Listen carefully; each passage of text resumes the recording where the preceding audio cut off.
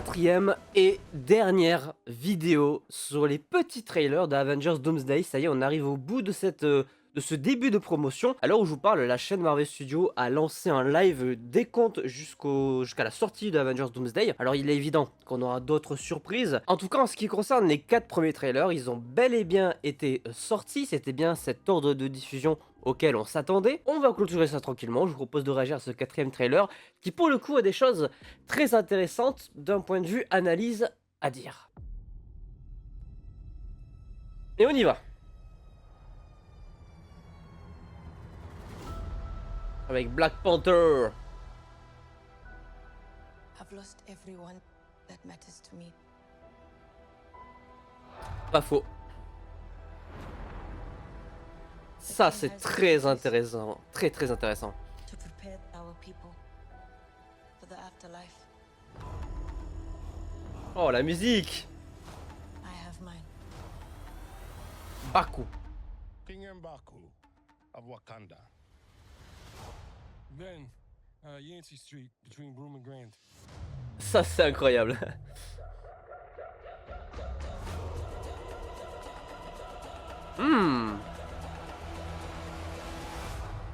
Simple, efficace, les Wakandais et les 4 Fantastiques reviendront dans Avengers Doomsday. Bon alors évidemment on n'a aucune surprise autour de ce retour là forcément. En vrai de vrai il y a beaucoup de choses à dire sur ce trailer. Pourquoi il y a autant de choses à dire sur ce trailer? Parce que, officiellement, si on regarde vraiment en analyse, c'est le seul trailer d'Avengers Doomsday qui se passe sur la Terre 616. Alors oui, vous allez peut-être vouloir m'arrêter de suite en me disant non, Thor, il fait partie de l'univers 616. Alors Thor, c'est un petit peu plus particulier. Parce que Thor, il n'habite pas sur la Terre. À la base, c'est un Asgardien. Donc oui, effectivement, la nouvelle Asgard est sur la Terre, et en vrai, le personnage se balade littéralement à travers l'univers. Donc oui, peut-être que son tournage s'est déroulé bel et bien sur la Terre dans une forêt terrienne, on va dire, mais en réalité, le vrai premier trailer qui se concentre uniquement sur la Terre et sur ses habitants, c'est celui-ci. Les Wakandais et les 4 Fantastiques, parce que les 4 Fantastiques débarquent sur la Terre, je vous le rappelle, à la fin de leur propre film. On le voit dans la scène post-générique de Thunderbolt. On a beaucoup de choses qui sont très intéressantes aussi dans ce trailer. Forcément, déjà Black Panther. Donc Shuri est de retour en Black Panther. J'aperçois quand même un nouveau costume de ce qu'on voit sur les petites images. Je vois un petit peu de bleu, c'est intéressant. Nous avons le retour évidemment de la communauté de Namor. Alors, chose très intéressante, on en avait parlé lors du live 100% Marvel, mais on le voit à travers l'image qu'on a devant nous, il n'y a pas d'eau. Il n'y a pas d'eau, et pourtant Namor est sur Terre. Alors, on sait qu'il peut largement respirer en dehors et dans l'eau, puisque c'est sa particularité, contrairement à tout son peuple. On le voit, il n'y a pas d'eau, ils sont pas dans l'océan, et pourtant il y a la pyramide des Talocan qui est juste derrière, à se demander un petit peu ce qui s'est passé. Il y a beaucoup de théories, de rumeurs qui tournent autour de là où ils sont, de là où se tourne cette scène. Est-ce que ça serait un océan qui aurait été asséché de par les événements de la prochaine incursion? C'est une possibilité. Est-ce que c'est le vaisseau des 4 Fantastiques qui est arrivé un peu brutalement et qui a desséché tout un océan? Pourquoi pas, mais ça serait vraiment gros. On analyse un petit peu le texte, très intéressant parce que on a tendance à l'oublier, mais à la fin du film Black Panther Wakanda Forever, donc le deuxième opus, M'Baku devient roi du Wakanda. C'est pas mentionné directement, mais officiellement, visuellement parlant, je veux dire, c'est le cas. Faut rappeler qu'au décès de chaque roi du Wakanda, il y en a un nouveau qui est élu. Ramonda, la mère de Shuri, était reine du Wakanda après la mort de Black Panther. Et comme Shuri ne s'est pas présentée au combat des traditions à la fin du film parce qu'elle avait cette nouvelle identité de Black Panther, M'Baku a gagné le combat parce qu'il s'est présenté comme candidat et est donc devenu, logiquement, et on l'affirme ici, roi du Wakanda. C'est pour ça qu'elle se déplace avec M'Baku parce que c'est son représentant. C'est d'ailleurs lui qui va prendre la parole quand il va se confronter à Ben Grimm qui sera en face de lui. C'est le roi du Wakanda, c'est lui qui parle. Et en face, on a monsieur Ben Grimm, les 4 Fantastiques, avec une petite vanne intéressante parce qu'il comprend pas évidemment ce que vient de dire M'Baku qui dit je suis roi du Wakanda.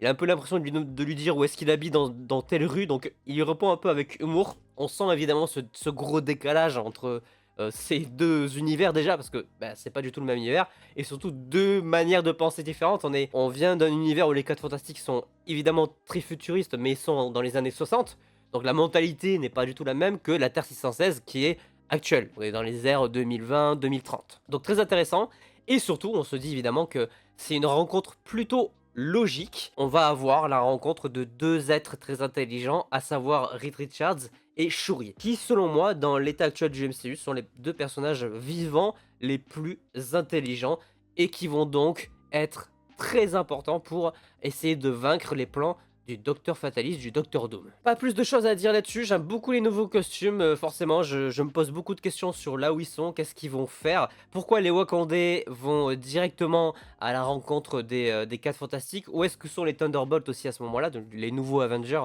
parce que eux aussi sont au courant que évidemment les vaisseaux arrivent, puisque c'est eux qui l'ont aperçu pour la première fois. On fera une petite mention spéciale aussi à Captain America, qui doit avoir des infos quand même bien ciblées, donc on se demande aussi où est-ce qu'il gravite autour de ça. C'est peut-être pas le trailer qui me hype le plus, mais c'est le trailer qui en dit le plus et qui surtout montre une vraie première rencontre entre littéralement deux communautés différentes. Il n'est d'ailleurs pas fait mention de Namor. Est-ce que Namor est considéré comme un Wakandais?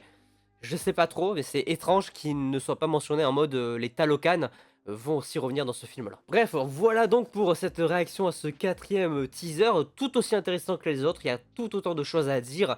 La hype pour moi est au maximum, j'ai tellement hâte, je suis tellement curieux de ce qu'ils vont faire autour de ce film-là. Rendez-vous dans 11 mois, maintenant, c'est long, ça va être très très long, mais il va y avoir évidemment d'autres teasings d'ici là, évidemment, ça paraît extrêmement logique. Est-ce qu'on aura d'autres petits teasers dans le même style? Ça, je ne sais pas, mais en tout cas, ce qui est sûr, c'est que il nous manque des personnages qui sont pas encore apparus et qui sont pourtant confirmés. Je pense à Captain America, au Soldat de l'Hiver, ou les Thunderbolts de façon générale, le personnage de Shang-Chi aussi qui est mentionné et qui est pas montré. Bref, il y a plein de personnages issus des chaises qui ne sont pas encore apparus, Loki notamment, qu'on a... J'attends de voir surtout ce qu'ils vont faire autour de Loki, très particulier. Bref, on est très très loin de la fin de la promo, on est littéralement qu'au début. Sur ce, évidemment, j'espère que cette petite vidéo vous aura plu, n'hésitez pas à laisser un petit pouce bleu si c'est le cas, à vous abonner, à activer la cloche pour ne pas manquer les prochaines vidéos, et sur ce, portez-vous bien, c'était votre Captain, à la prochaine.